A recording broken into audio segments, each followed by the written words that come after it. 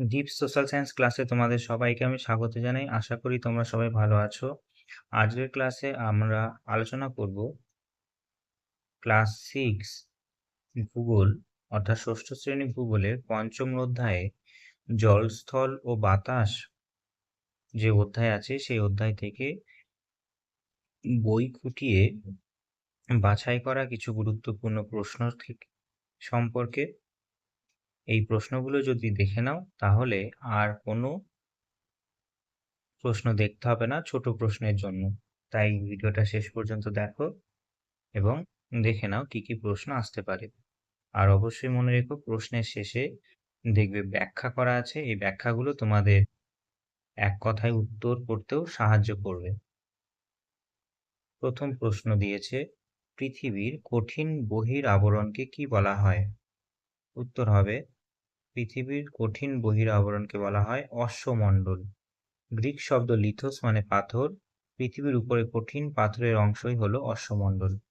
পৃথিবীতে মোট মহাদেশের সংখ্যা কয়টি?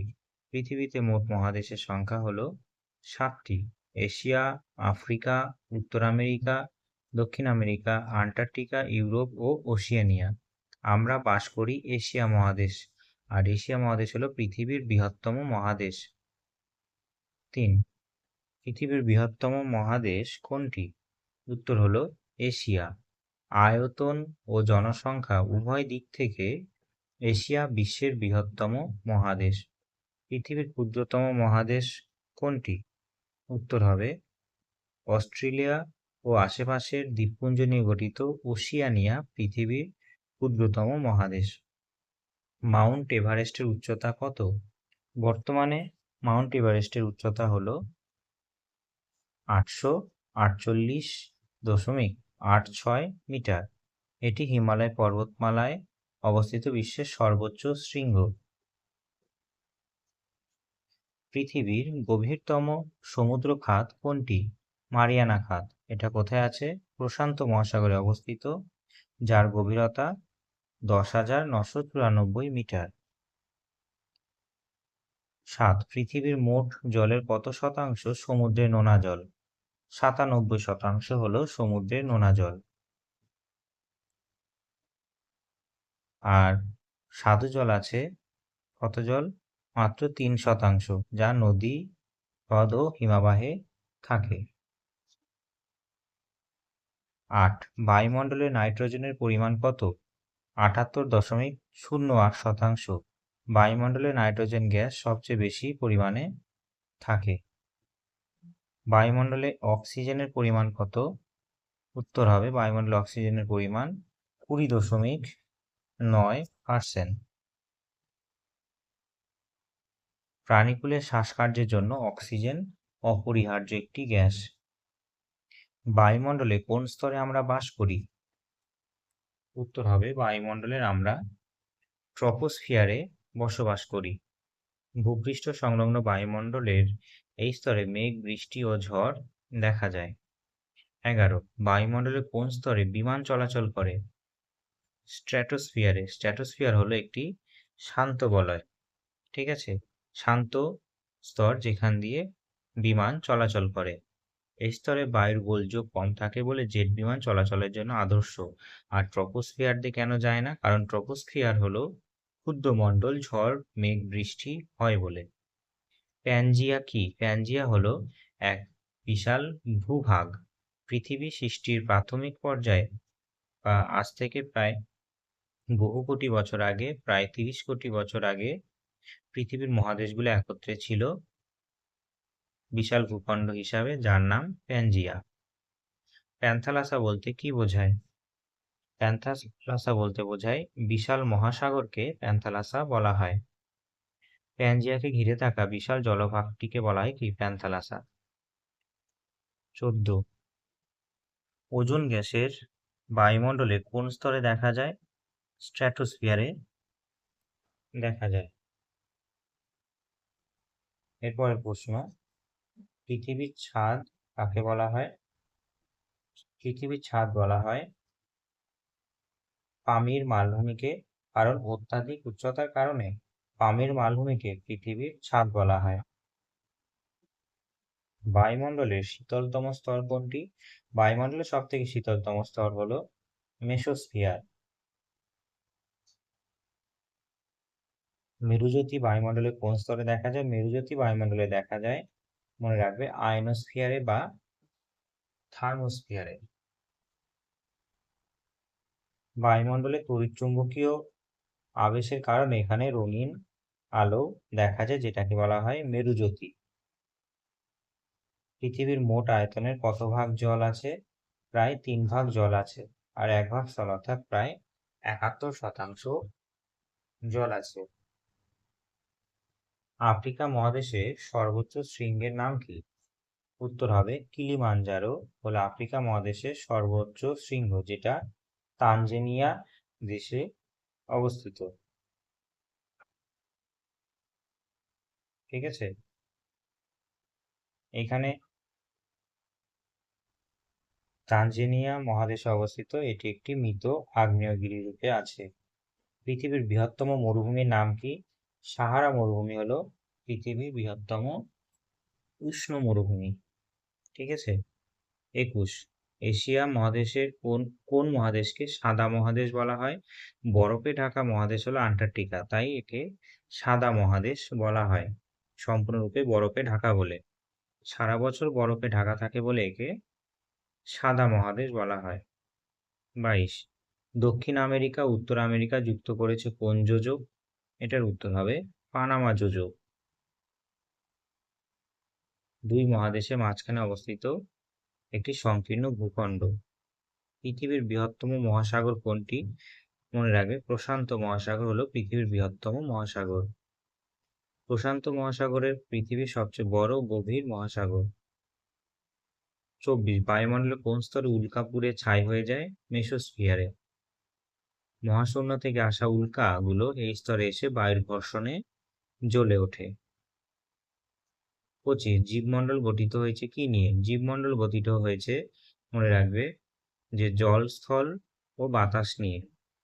ঠিক আছে, যে কোনো প্রাণীর অস্তিত্ব আছে সেই অংশটুকুই হলো জীবমণ্ডল, অর্থাৎ জল, স্থল, বাতাস যে জায়গা আছে সেইখানে প্রাণের অস্তিত্ব পাওয়া যায়।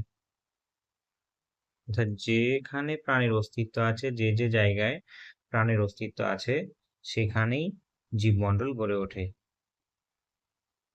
প্রাণের অস্তিত্ব যেখানেই পাওয়া যায় সেইটাই হলো জীবমণ্ডল। গ্লোবাল ওয়ার্মিং বা বিশ্ব উষ্ণায়নের জন্য দায়ী প্রধান গ্যাস কোনটি? কার্বন ডাই অক্সাইড হলো গ্লোবাল ওয়ার্মিং বা বিশ্ব উষ্ণায়নের জন্য দায়ী প্রধান গ্যাস। CO2 গ্যাস সূর্যরশ্মিকে আটকে ফেলে পৃথিবীর তাপমাত্রা বাড়িয়ে দিচ্ছে। 27, শব্দ তরঙ্গ প্রতিফলিত হয়ে ফিরে আসে বায়ুর কোন স্তর থেকে? থার্মোস্ফিয়ার থেকে। এই স্তরে আয়নিত কণা বেতার তরঙ্গে প্রতিফলিত করে পৃথিবীতে পাঠায়। পৃথিবীর উচ্চতম জলপ্রপাত কোনটি? পৃথিবীর উচ্চতম জলপ্রপাত হলো, মনে রাখবে, অ্যাঞ্জেল জলপ্রপাত, যেটা ভেনেজুয়েলায় অবস্থিত। হিমবাহ আসলে কি? হিমবাহ আসলে চলন্ত বরফের স্তূপ। চলন্ত বরফের স্তূপকে হিমবাহ বলা হয়। হিমবাহ হলো বরফের নদী, যা অভিকর্ষের টানে ধীর গতিতে বয়ে চলে। ভূ অভ্যন্তরে উত্তপ্ত তরল পদার্থকে কি বলা হয়? ম্যাগমা বলা হয়। মাটির তলায় থাকলে ম্যাগমা, আর বাইরে বেরিয়ে এলে তাকে বলা হয় লাভা। 31, মহাদেশীয় সরণের তত্ত্বের প্রবক্তা কে?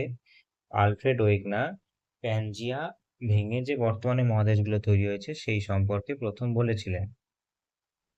32, ভারতের একমাত্র সক্রিয় আগ্নেয়গিরি কোনটি? উত্তর হবে ব্যারেন, ভারতের একমাত্র সক্রিয় আগ্নেয়গিরি।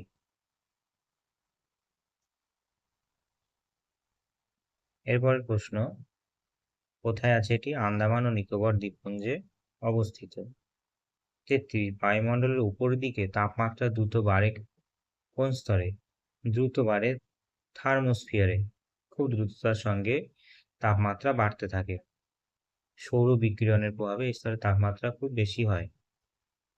জলচক্রের প্রধান শক্তি কোনটি? জলচক্রের প্রধান শক্তি হলো সূর্য। সূর্যের উত্তাপে জল বাষ্পীভূত হয়ে জলচক্র শুরু হয়। 35, কোন গ্যাসটি জীবন ধারণের জন্য অক্সিজেনকে লঘু করে? বিশুদ্ধ অক্সিজেন শোষণ কার্যের জন্য তীব্র, তাই নাইট্রোজেন তাকে সহনীয় করে। উত্তর হবে নাইট্রোজেন। উত্তর আমেরিকা ও দক্ষিণ আমেরিকার মাঝে অবস্থিত মহাসাগর কোনটি? উত্তর হবে আটলান্টিক মহাসাগর। 37, বায়ুমণ্ডলে কার্বন ডাই অক্সাইডের পরিমাণ কত? বায়ুমণ্ডলে কার্বন ডাই অক্সাইডের পরিমাণ হলো 0.033%। পরিমাণে খুব কম হলেও এটি পৃথিবীর তাপমাত্রা নিয়ন্ত্রণে মুখ্য ভূমিকা নেয়। 38, মাউন্ট এভারেস্ট কোন পর্বতমালায় অবস্থিত? মাউন্ট এভারেস্ট অবস্থিত হিমালয় পর্বতমালায়।